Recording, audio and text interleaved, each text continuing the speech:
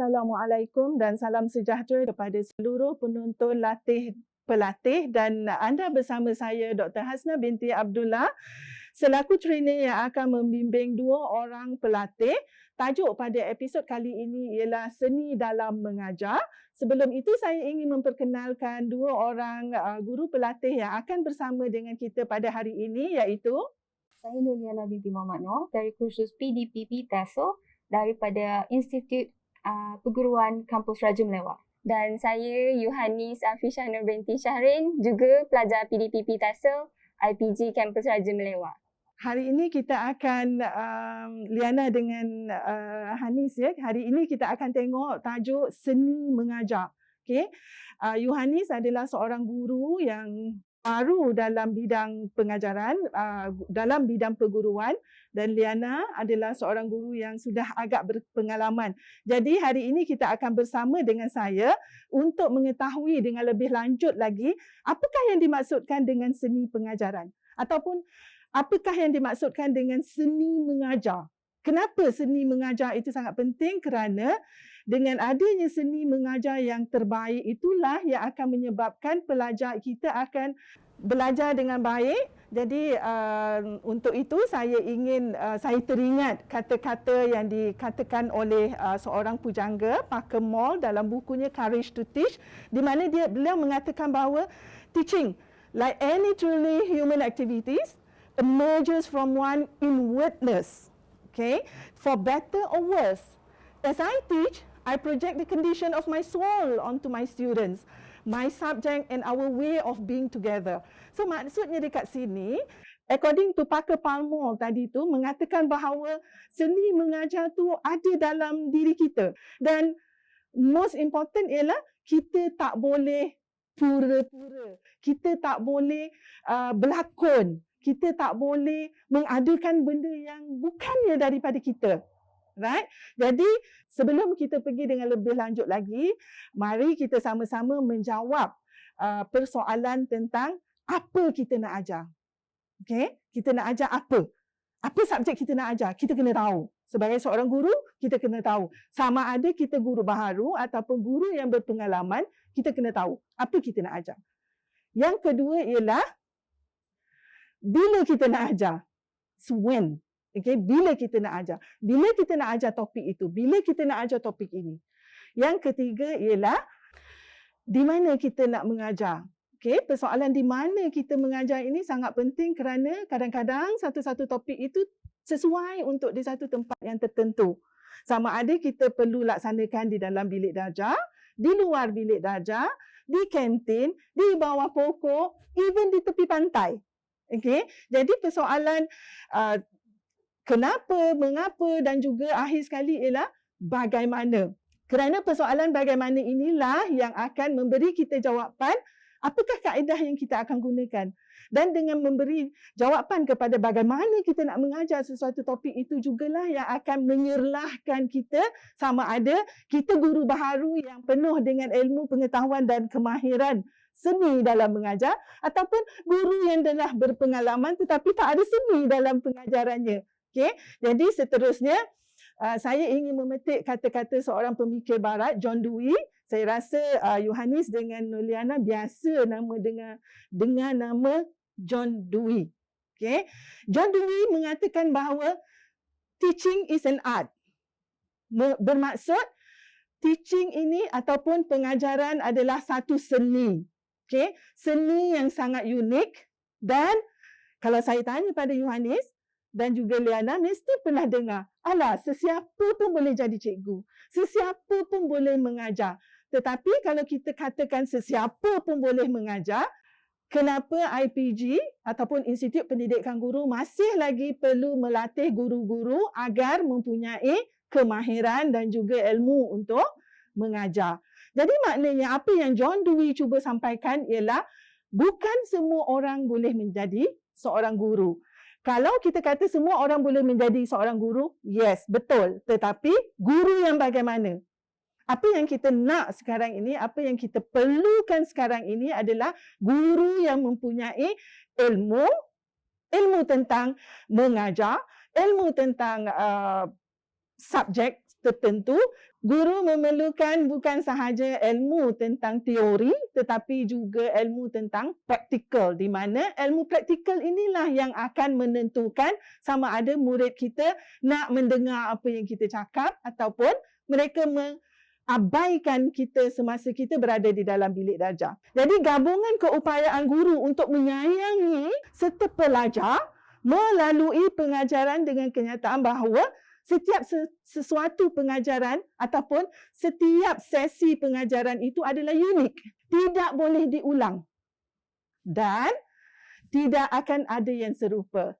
Maknanya, seseorang murid yang tidak dapat hadir pada satu-satu hari persekolahan, satu-satu pengajaran, jika diminta untuk diberikan pengajaran semula, dia tidak akan sama. Kerana apa? Setiap sesi pengajaran itu adalah unik. Pernah dengar tak? Ada orang mengatakan bahawa mengajar itu adalah sains. Tadi kita kata mengajar itu arts. Even John Dewey kata teaching is an art. Tetapi ada juga suara-suara yang mengatakan mengajar merupakan sains. Sains itu merujuk kepada ilmu. Okay? Jadi mengajar merupakan sains apabila pengajaran guru itu menggambarkan bagaimana pengajaran harus dilaksanakan. Step by step.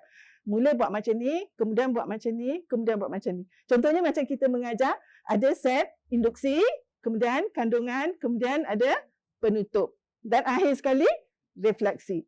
Mengajar pula merupakan satu seni. Apabila pengajaran guru menunjukkan cara yang unik pengajaran itu berkembang. The development of the teaching.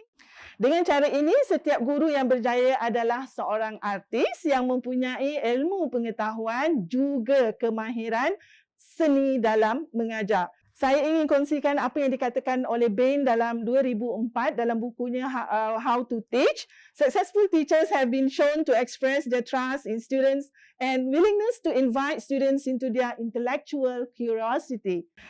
Itulah tips-tips penting yang perlu diketahui dalam tajuk seni dalam mengajar, dan selepas ini saya akan memberikan tugasan kepada dua orang guru. Kita berehat sebentar dan kembali selepas ini.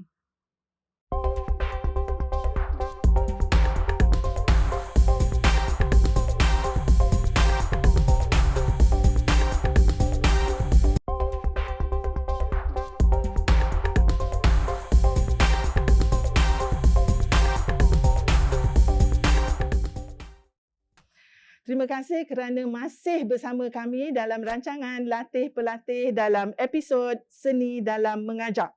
Seterusnya, apabila seseorang guru mempunyai kebebasan untuk mewujudkan suasana pembelajaran yang menggalakkan pelajarnya untuk bertanya, meraihkan pelbagai pandangan serta pendapat dari pelajar ataupun murid dan memberikan perhatian terhadap keinginan pelajar untuk mengetahui dengan lebih lanjut sesuatu perkara.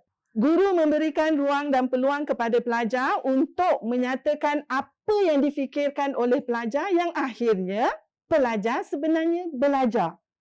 Itulah yang paling penting sekali apabila kita mengajar dalam bilik darjah ataupun di mana-mana. Yang paling penting ialah pelajar belajar dan mendapat apa yang kita ajarkan.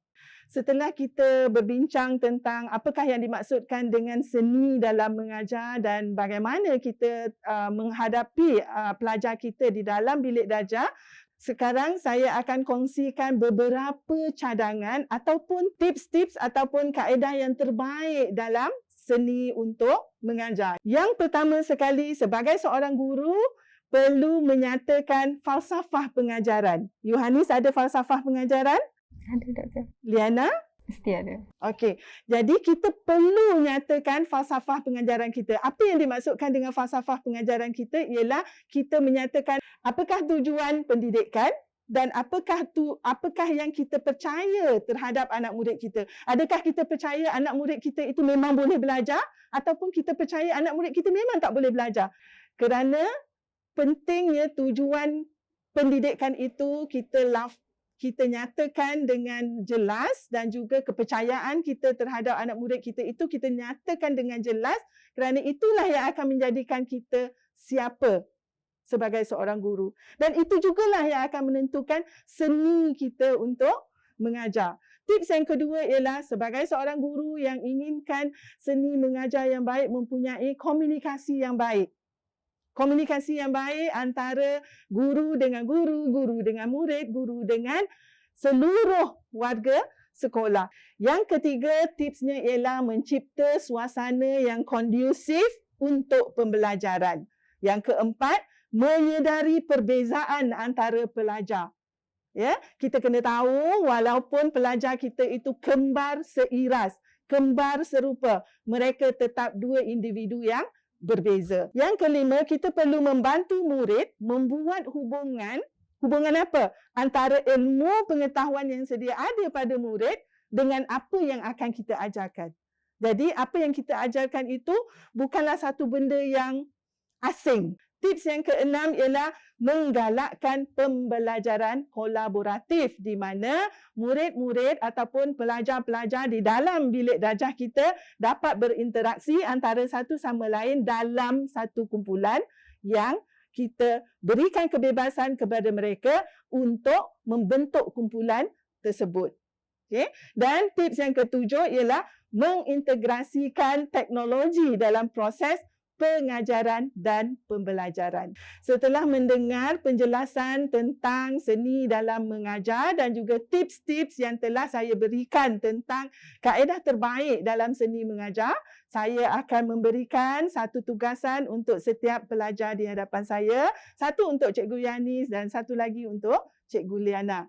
Selepas ini akan menjadi lebih menarik di mana saya akan menilai pemahaman guru pelatih terhadap soalan yang telah diberikan. Kembali selepas ini.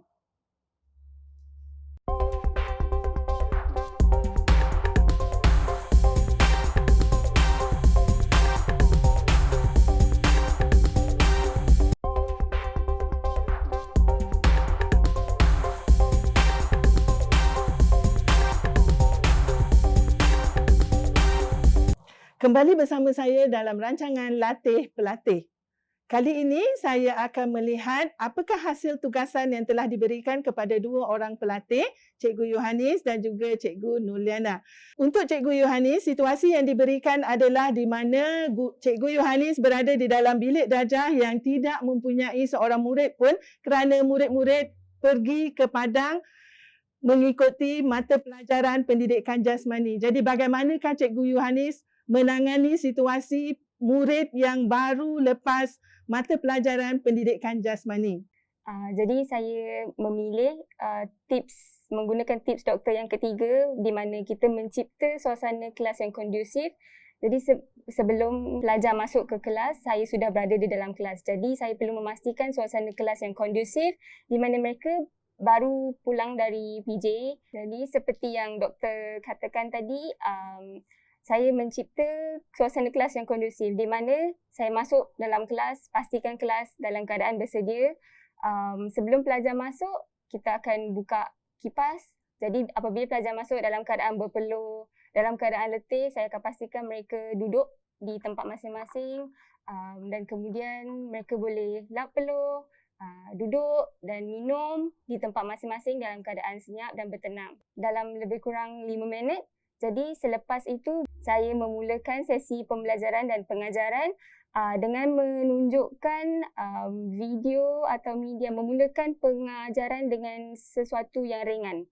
Jadi saya boleh memulakan dengan menunjukkan video, tayangan video ataupun lagu untuk mengembalikan perhatian pelajar-pelajar dan juga untuk menarik perhatian mereka memulakan pelajaran bersama saya. Terima kasih Yohanis. Dan seterusnya saya akan ajukan soalan kepada Liana. Maknanya dalam keadaan PDPR sekarang ni, bagaimana Cikgu Liana menarik perhatian murid-murid untuk sentiasa bersama dalam pengajaran Cikgu Liana? Okey, pertama sekali kita kena faham situasi ibu bapa dan murid tu sendiri. Jadi berdasarkan apa yang doktor dah jelaskan tadi, saya nak cadangkan pendekatan yang ringan, tak membebankan dan menghiburkan. Okay, saya kan mengajar bahasa Inggeris. Jadi mula-mula sekali bila saya masuk, saya akan masa mengambil kehadiran, saya akan mula So I spy with my little eye, Umar. So mereka akan excited. Benda yang sama ataupun cara yang sama yang saya akan aplikasikan melalui Google Meet. Contohnya kata kalau ada yang tak buka kamera kan, I spy with my little eye, Uzar. Uzar tak on camera. So bila kita dah buat macam tu, dia akan, okay, sorry teacher. Personally, anak-anak murid saya suka main I Spy with my little eyes. Diorang rasa dihargai, rasa macam kita tahu yang mereka tak ada dalam pada itu. Cara yang sama saya guna untuk pembelajaran di dalam talian.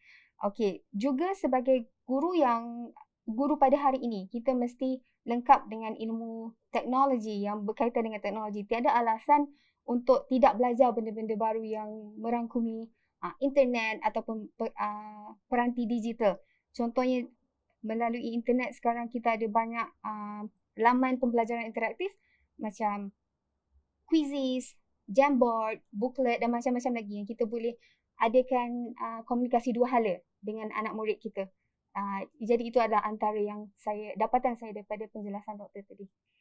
Terima kasih kepada Cikgu Liana dan juga Cikgu Yohanis yang telah melengkapkan tugasan yang telah diberikan, di mana Cikgu Yohanis telah dapat memberikan penjelasan keadaan ataupun situasi di mana pelajar baru kembali daripada pendidikan jasmani dalam keadaan tidak bersedia. Maksudnya tidak bersedia dari segi masa dan juga keadaan diri pelajar yang berpeluh kerana pendidikan jasmani. Cikgu Yohanis telah memilih pendekatan yang bertepatan di mana tidak memberikan tugasan yang berat pada awalnya untuk mengembalikan perhatian kepada mata pelajaran seterusnya. Okey, seterusnya untuk Cikgu Nurliana juga telah memberikan satu jawapan yang sangat tepat di mana beliau telah mencipta ataupun menggunakan pendekatan yang dapat menarik perhatian anak-anak murid walaupun dalam suasana dalam talian. Saya nak rumuskan tentang apa yang telah kita bincangkan pada hari ini tentang seni dalam mengajar. Jika kita ingin mendapatkan hasil di mana kemenjadian pelajar itu menjadi satu realiti, kita memerlukan seni yang sangat kukuh dalam kita mengajar. Guru perlu peka dengan persekitaran fizikal dan juga rohani pelajar untuk memastikan kaedah pengajaran kita itu sesuai dengan keadaan yang sedia ada. Terima kasih kepada penonton yang setia bersama dalam rancangan Latih Pelatih dan kita akan berjumpa di episod yang akan datang. Sekian, terima kasih. Assalamualaikum warahmatullahi taala wabarakatuh.